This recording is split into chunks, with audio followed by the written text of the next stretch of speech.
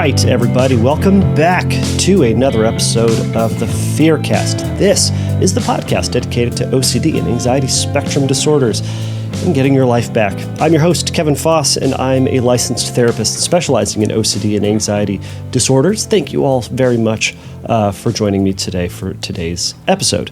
I think I said today a lot all of a sudden. I also feel like I missed something in the intro. I don't know. Anyways, today's starting off to a weird start. Goodness gracious. And we're just going to keep trucking through because you know what? Nothing's perfect. I don't need to be perfect. You don't need to be perfect. And we are just going to move it forward. You know, one thing that may be contributing to this, I'm doing this standing up today. So I have this standing desk in my office because my back is what we call in the business awful. And sometimes it goes out and it feels terrible and sitting for an extended period of time, which I don't know if you knew this. Therapists sit a lot. Like it's most of what we do. Like we went to graduate school to not walk around and just sit there kind of as still as possible and listen. And we listen a lot. And I try to listen as well as I can, but don't move because it's distracting and it's weird. Anyway, so I sit down a lot and it throws my back out because it kind of sucks.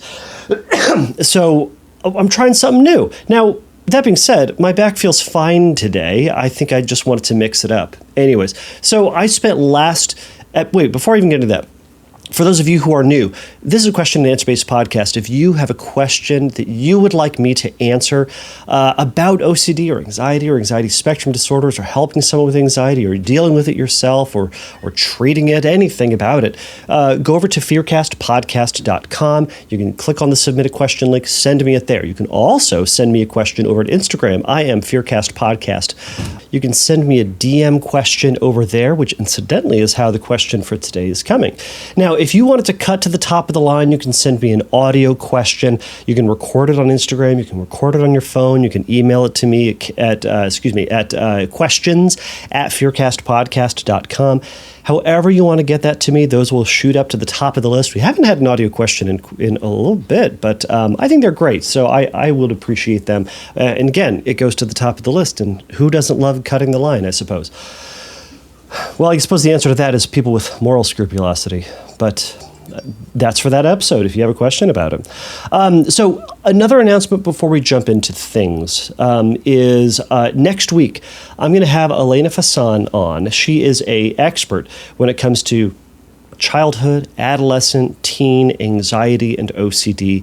And she's going to be on to answer questions about, as you would expect, anxiety and OCD issues related to or within children and adolescents, and also parenting. So if you have a question that would you would like Elena to answer, send them my way. Again, you can send them over at Instagram. You can email them to me.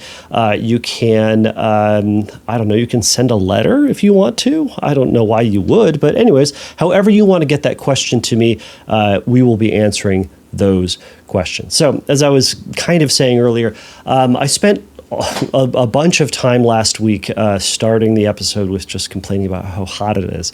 And I'm going to not complain. Sometimes I need to catch myself and remind myself I don't need to complain about everything, even though I think it's kind of my spiritual gift. It's kind of one of those things that I'm just super good at.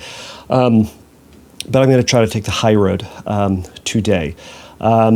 I've had a lot of coffee today. I don't know about y'all, but I've had some coffee today. I tried out Phil's coffee for the first time. It's like down the street from our office, and it was a gingerbread one, so it has like some cinnamon and I don't know, spices of some kind in there, and it just makes me want winter, and that's what reminded me about my complaining last week. So anyways, I hope you are having a wonderful coffee-related item where you are, provided you drink coffee. If you don't do it. It costs money. You need it. I don't know. It's bad for your body, probably. Anyways. All right, let's get on to the question. So today's question comes from Tom. So let's just jump right into it. So Tom says, I am a 26-year-old and have suffered from OCD since the age of 8 years old. I was only formally diagnosed last year, and in the last few months, my condition has worsened significantly. I primarily suffer from taboo OCD themes and moral scrupulosity, the most pervasive of which is the fear of cheating on my girlfriend, especially with my ex-partner with whom I'm still friends.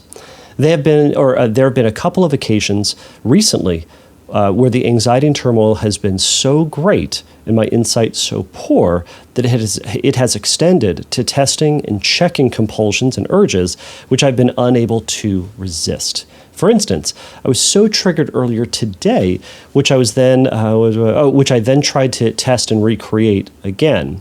And in so doing, I deliberately gave myself a groinal sensation just for a split second.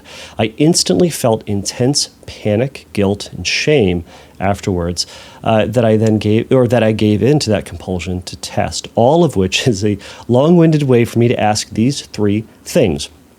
First, how do I deal with the guilt and shame that comes from these testing compulsions? As soon as I did it, I was on the verge of a panic attack, and it's really been horrible. Secondly, should I tell my girlfriend about these behaviors? As in my head, I've now, quote, acted on these thoughts, and it's gone beyond the realm of just the thoughts. Thirdly, how do I deal with the secondary doubt that I wasn't doing this as a compulsion, and that I did this checking and giving myself a groinal sensation to think about my ex, or by thinking about my ex, because it's what I actually want, and I'm just using my OCD as an excuse. He says, note, I love my girlfriend an insane amount, and I have zero feelings for my ex-partner beyond that of a friend. I hope all that makes sense.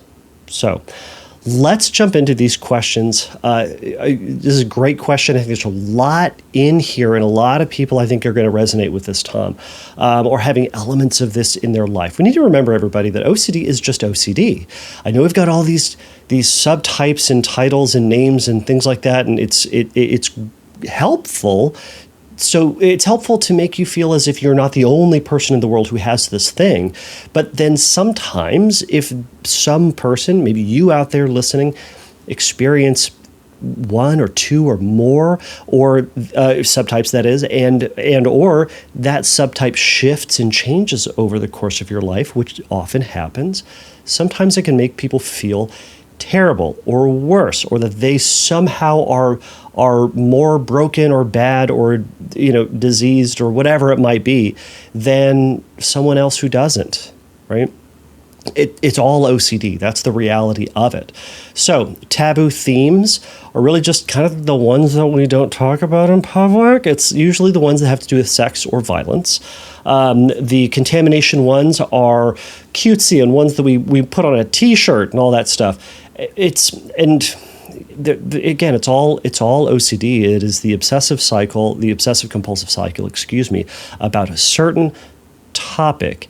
And guess what, y'all? We think about a lot of things, including sex and violence.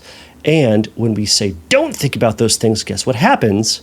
We think about them more, which in part is one of the things that's popping up for Tom here, is that he's going, don't think about my ex, don't think about other people beyond my girlfriend.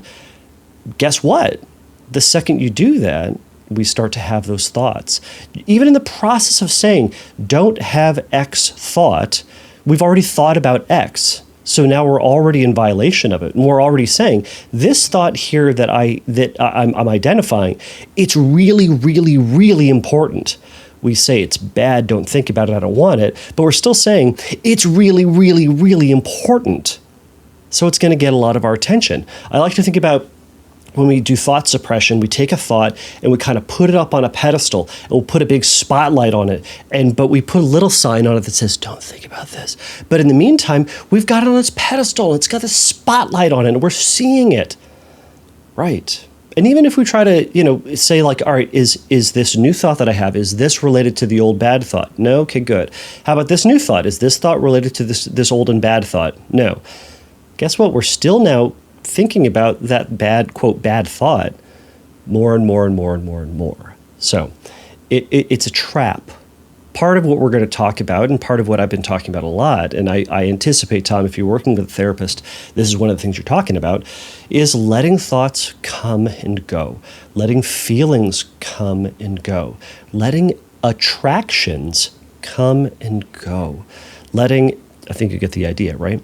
It's that these things are going to be there. They are going to be there for a short period of time or a long period of time. But when we let them go, and we let go of trying to fight on to them, or fighting them, or suppressing them, or destroying them, or explaining them, or justifying them away, we only hold on to them tighter in the process, right? As is, to a certain degree, the thought about your ex-partner. That thought may come and go. You said you like this person as a friend. I mean, there's a reason you dated her in the first place. I can't imagine that she's, a complete awful person, a complete gargoyle by your standards. There's probably something that drew you to her in the first place, and your brain may gravitate towards that or be reminded of that. Okay. One of the things I like to talk about when I talk about OCD or talk about taboo OCD themes is the reality that we notice people who are attractive. And our brain often doesn't care whether or not that person is someone we're, quote, not supposed to think of, is a family member, is a person of the same sex, is a person of the opposite sex. Our brain goes, that person attractive. Yes, they probably are. And then our brain grabs onto that and says, there's something wrong with that. You're not supposed to, right? All these arbitrary rules. Okay. Oh, Tom, I'm already answering too many of your questions. I blame the coffee. I'm looking at you, coffee. All right.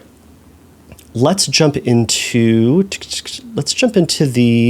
first question, I suppose. So let's go back to them. I'll go through them one by one. Firstly, how do I deal with the guilt and shame that comes from these testing compulsions? As soon as I did, I was on the verge of a panic attack, and it's really been horrible. Okay.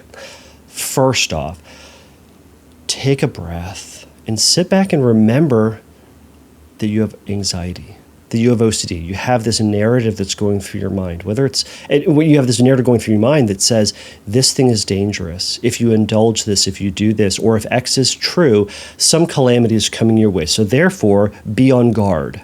Watch out for this. This could go wrong and bad. It sets you up for being hyper aware and doing things for safety purposes to try to make sure that everything's going to be okay. Now, that's how it's selling it to you, right? So, reasonably, someone with OCD is going to give into compulsions. Guess what, Tom? You gave into a compulsion. And that's expected. I'm not going to hold you to it. I'm not going to be mad at you, and I don't want you to be mad at you either. And that's where I'm going to encourage you to reflect on self-compassion. Bring in a self-compassion narrative filled with grace and understanding and hope. The same that you would probably give not anybody else in your life. If they came up to you and shared the same thing, you would probably be loving and compassionate towards them, and I want you to do that for you. That guilt and shame that says you're not only did you do something bad, you are something bad, right? That's that difference between that shame language and that guilt language, right? Guilt is, well, I did something bad, right? I'm using bad and good as like, we're throwing this around, right? We can talk about those another time. All right, so you did something against your value system. How about that? Okay, you did, right? Compulsions aren't things, generally speaking, that we go like, I love this. I'm so glad I'm doing this, right? No one's coming to my office saying, Kevin, I wash my hands 100 times a day and I love it. It's great. That's not OCD then. That's someone with a very particular interest and hobby. Compulsions are done. Compulsions are ego dystonic actions. So, you did something you didn't love. You did something that's against what you want to do. The shame comes in when we say, and I'm bad because of it. I, my character, I, myself, am bad and wrong and detestable and hate-worthy or unworthy as a person because of it. I want you to catch yourself in that language. One of the ways that we deal with giving into compulsions and deal with not living up to our standards is shifting that language from I'm so terrible and bad into, man, I did this thing that I'm not proud of. Okay? Join the club. I'm going to do something today that I'm not too proud of. Probably. So are you. So is everybody else, including you, Tom. We're all going to because we're human, and that's okay. We're in a good boat if all of us make mistakes because all of us are also great in a lot of different ways. So you did a compulsion. Okay, shake it off. As Taylor Swift would probably say, shake it off and you keep moving on. right? And you say, you know what, next time I'm in that same situation, next time I have that temptation to give myself that groinal sensation or check or do any other type of compulsion, you know what, I'm going to do this instead. I'm going to try to redirect my attention. I'm going to resist that. I'm going to delay the time that I have the urge to do it and giving into it. And I'm going to practice letting go of my beating myself up, my rumination, my questioning and evaluation of myself or the situation in general. I'm going to re-engage with things that are of greater value to me. That's one of the ways that you can deal with guilt and shame. I would encourage you not to slink away into isolation, slink away into avoidance of your girlfriend or avoidance of other people because you feel bad about yourself. And instead, it's because guilt and shame are isolating experiences. They separate us from other people and they say, we aren't good enough. We aren't worthy. We're bad, right? Okay. Reach out to somebody else. Reach out to your girlfriend. Reach out to a friend. Reach out to a parent, whatever it might be. And not to confess, not to talk about it, but just to be present and to illustrate to yourself that you are good enough and that, yeah, you make mistakes, but you're still good. Right? This is something I talk about with my kids all the time when they make mistakes, is that if they shift into language of like, man, I'm bad. I have no idea where they're getting this, but we catch them and we go, no, you're a good kid who makes mistakes. Tom, you're a good kid who makes mistakes. So we let ourselves grow and change and mature and improve, right? Slowly but surely. This is a 2 steps forward, 1 step back process. Okay, so that's one of the ways that you can deal with guilt and shame that comes from the testing compulsions, all right? So which leads me to the second question, right? Should I tell my girlfriend about these behaviors? You said, in my head, I have, quote, acted on these thoughts, and it's gone beyond the realm of just thoughts.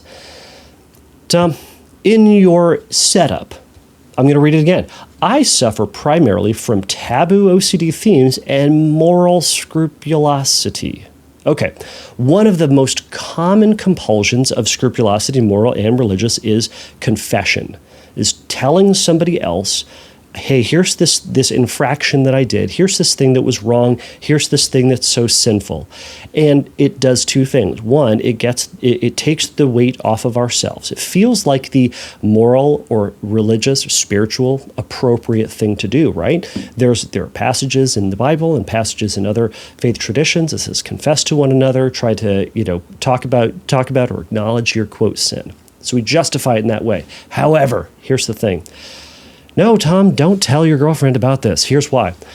I think that would be a compulsive act. My question to you is going to be this. In what way is telling your girlfriend going to be helpful for anybody, other than your OCD, other than strengthening your OCD? By telling your girlfriend about this, it's going to be agreeing that thought and that thing that you did, the compulsion, was an offense, was bad and wrong. Remember, compulsion, you didn't do that compulsion because you loved it. You did the compulsion under duress of anxiety, under duress of OCD. OCD held a gun to your head and said, bro, you've got to produce this groinal sensation to prove something, because if you don't, it's going to confirm your worst fears. So you better get on it. And you did. Okay. By telling your girlfriend, well, first off, you're saying you're now you agreed that thought is more than a thought. I think it's only going to produce more anxiety and stress for your girlfriend, and it's going to impact the relationship. I would encourage you to resist telling her. Now, there's going to be probably a secondary obsession, and maybe this is what you're alluding to, is that guilt that you now have. That now you're holding something back. Right? Now you're lying to her. Now you're deceiving her, right? That's another thought that you're gonna chalk up to OCD. You're gonna say, yep, there's that thought. I see it. It's trying to pull you back into the realm of compulsion, back into the realm of rumination, and it's gonna pull you away from active and meaningful engagement in your life. So we're gonna resist that. And instead, you're gonna lean into living and life and the things and the people around you presently. in a meaningful and positive way as best you possibly can, and letting this thought dissipate. The reality is we don't tell our partners about everything, right? We don't tell them every little thing that happened throughout our day. We don't tell them every little thought that we have. And that's probably for the best. And I'm saying this for everybody out there, not just myself, right? We all have weird and uncomfortable or awkward or taboo or we quote terrible thoughts. We have terrible thoughts all day long. By however you define that, and we withhold that because they ultimately don't matter. And the other person probably doesn't want to or doesn't need to hear that because it's not going to be productive in any sort of way. Again, the only way this confession is going to be productive is by reinforcing your OCD. So if you're wanting OCD to be around forever, go ahead and tell her. However, something tells me you don't want it around forever. I can't imagine why. Okay. So let's get on to the third part. You said, thirdly, how do I deal with the secondary thought that I wasn't doing it as a compulsion, and that I did this checking? I did this checking because it's what I actually want, and I'm just using my OCD as an excuse. Okay, so you then quickly went into affirming, but I love my girlfriend an insane amount. And I have zero feelings for my ex-partner. Sounds great. Okay. When you did that, something tells me that was also compulsive. Something tells me that you were just trying to reaffirm, no, I actually do love her, right? Okay. I already knew that, and I already knew that because you're telling me that you're feeling so stressed and so terrible about this, right? Compulsions often reflect our values. It reflects what we want, what we believe to be true, what we hope to be true. That's why you do them. You did this to confirm something that you find valuable, and you want to confirm that you do love your girlfriend, your current girlfriend, and not your ex. Yeah. So, this thought then, how do I deal with a secondary thought that I wasn't doing this as a compulsion, and that the checking, that's just another spike. That's another way for anxiety to pull you back in. And it's sneaking in through the back door. It's saying, all right, you did this. Yeah, you did this. But you did it for this whole extra second reason. All right, so all that said, so what do you do with it? Nothing. There's nothing to do. It's giving you an accusation. And it's trying to goad you into a fight. It's trying to pull you into a debate, a rumination, a problem-solving process to try to reevaluate, relitigate the compulsive process, explaining to OCD why you did it. You already know why you did it. It's trying to convince you that the opposite is true, even though you continuously affirm that you do love your girlfriend and that you don't want you aren't interested in your partner beyond or your ex-partner, other than as a friend, right? You've gone through this process before. So what I would encourage you to do is trust the process that you've already gone through. And taking the conclusions. I call it trusting your compulsive conclusion. You've already done this process. You've thought about it. Thinking is important. Thinking is good. But when we go back and we're relitigating the same points over and over and over again, that is the problem. So we trust what we've already concluded with. And we don't go back into the fight. We don't relitigate it. We don't reopen the case. We let it be. And we trust that it's right. Now, trust doesn't mean there is no possibility of offering a different alternative or a different way to view it. It's saying, I'm rounding up. I'm rounding up to I love my girlfriend. OCD is always going to have this other way of saying, well, yeah, but this, right? And it's kind of what I started all this with. Yeah, well, she's still really cute. Yeah, well, she's still really fun. Yeah, but she's still really nice. Yeah, but she does this or is this or looks this or has this characteristic or has this interest that is better or different than my current girlfriend. So therefore, well, you must love her, right? So it's trying to pull you back in and reopen all that. And You don't need to go through all those extra points. In fact, I'm going to encourage you to resist any of that and say there's a reason you two broke up. There's a reason that you two are friends, and letting go of that debate. Now, does it leave things unanswered? Yep. And then you have to sit with and acknowledge the uncertainty about what that means, or the possibility of X. All right. Thanks, brain. Thanks for that suggestion. There are those non-engagement responses that we can have. Some of those can be just simply, I noticed that thought, right? It's not engaging with it in a debate or a discussion, but you acknowledge that it's there, and then you shift your focus to something else. It's like when you walk down the street and you acknowledge that there is a blue car next to you. You go, oh yeah, that's a blue car. Yeah, there is a blue car there. You noticed that it's there. You acknowledge its presence. You're not going, nope, no blue car there. What are you talking about? It's not there. That's crazy, right? To pretend like something that you obviously saw was not there. Now, just because we saw the blue car doesn't mean we have to go out and buy a new car. It doesn't mean you have to paint your car blue. It doesn't mean you have to tell everybody that blue cars are the way it is. It doesn't mean you have to go steal the blue car. All we have to do is simply say, blue car. Now, that blue car might remind us of that blue car that we had in high school. Cool. Thanks, brain. Thanks, brain, for doing brain stuff, which is memory. You saw a blue car, it reminded you of that blue car. For the record, I have not had a blue car in my life, and I don't know why I'm going on this example, but I think y'all get the point. We're going to have this association, but it doesn't deserve and doesn't need explanation or to go down the rabbit hole, especially for you if you know that this is a theme that you're currently struggling with. Your job right now is to acknowledge a thought and to redirect back to life. Treating this as an unnecessary and unhelpful side quest. Sure, you could go down that path, but has it helped you at all? I'm going to argue no. So we acknowledge it and we shift on. We can even say another non-engagement response could be blech. Yeah, you can acknowledge blech, and we just keep shifting forward.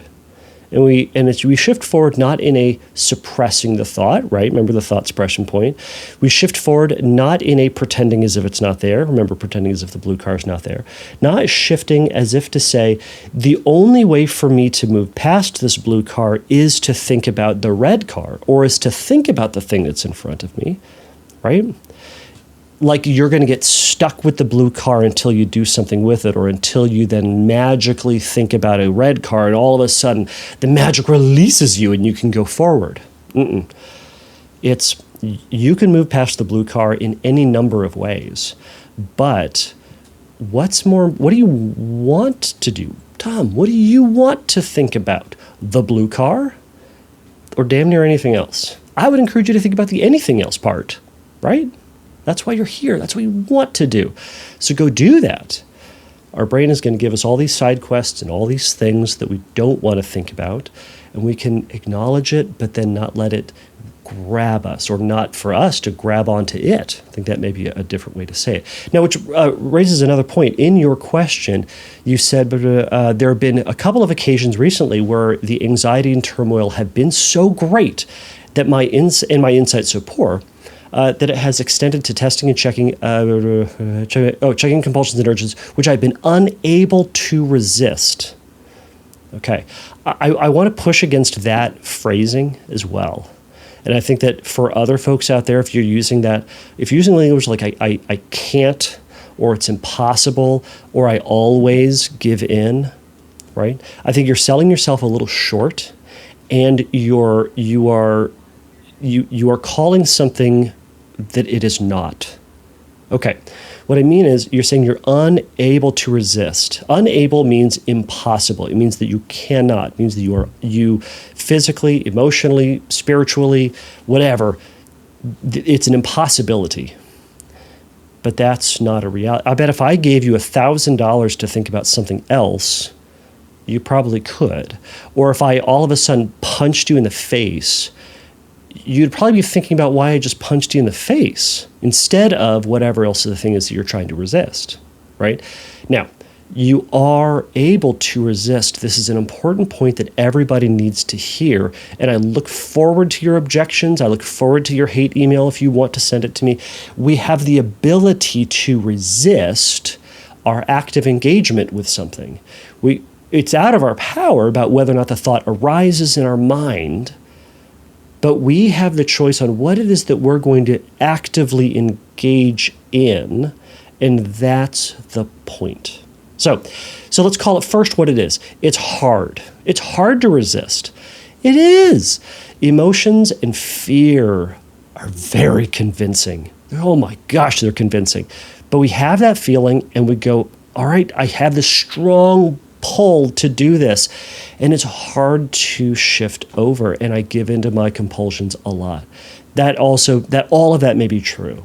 And all of that can be part of that compassionate view of yourself and your humanity, right? That it's hard, but not impossible. Because I'm willing to bet there are times that you can resist. There are times you can delay. And I'm going to start there. I want you to practice when that urge comes up, acknowledge the urge, and then practice delaying the time between the time that you feel it and the time that you give into it.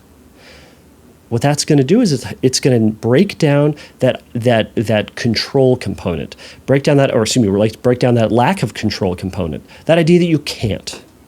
If you can delay it for 2 seconds, it's not an impossibility. You had a little bit of agency over when you gave in. 2 seconds isn't much, but it's something. It's more than nothing. So if you can do 2 seconds, maybe next time you can do 3. And maybe on a good day, maybe you can do 7 seconds, right? But it's this idea of I can, and how am I going to let go of the process of grabbing on or figuring out or evaluating or criticizing, and instead re-engaging with things that I actually care about more, which may be actually talking with your girlfriend or juggling or writing or anything else. And those are going to be more important than the other thing. Now, when you get sucked back in or a thought pops back up into your awareness, the catch is then not to give it attention, meaning giving it and paying it that mental energy, that psychic energy, whatever you want to call it, that emotional energy, right? It can pop up in our awareness. That's out of our control. But how you engage it or not is the question. So I just wanted to push against that one little point about the unable to resist. I think you can. It's hard. And I'm here with you on that one. And I'm gonna quote Kimberly Quinlan out there, who says, today is a good day to do hard things. And guess what? It is. It is a good day to do a hard thing. And that hard thing may be going against what your gut is telling you, going against what that anxiety wants you to do, or what that obsession urges or compels you to do. So, all right, Tom, I hope this was helpful. I really appreciate this question. It's a lot of great stuff in this, and hopefully you're connected with someone who can help kind of shepherd you through this, or Sherpa your way to the top, or however you want to call it. And I'm honored to be a part of that as well in whatever facet I can. So, keep it up. If you want to send in some feedback or send in some update at some point, that would be great. I'm assuming some listeners would love to hear that. Hey, listeners out there, if there's stuff that I missed or stuff that you would add, or if you're in the same position, let us know. Now, I also recognize in this that I didn't talk about or challenge the fear of cheating, or where that fear came from, or or any other components to it. But you know what? I've yammered on enough. So there's a lot that we could do with this, but I wanted to answer your questions directly, Tom. So, all right. So until then, everybody, have a great week. Thank you for listening to the Fearcast. If you would like your question answered on a future episode, please click on the Submit a Question link at fearcastpodcast.com. If you would like your question answered sooner, please send me a recording of your question to questions@fearcastpodcast.com, or by sending me an audio message through Instagram by DMing me at fearcastpodcast on Instagram. If you like the Fearcast, please write a review on your podcast platform of choice. Please remember that the Fearcast is not a substitute for psychotherapy. If you need a little bit of help in your recovery, please go over to fearcastpodcast.com and click on the Find Help link, and there's going to be some information for you there. So until next time, take a risk, challenge yourself, and don't take your brain too seriously.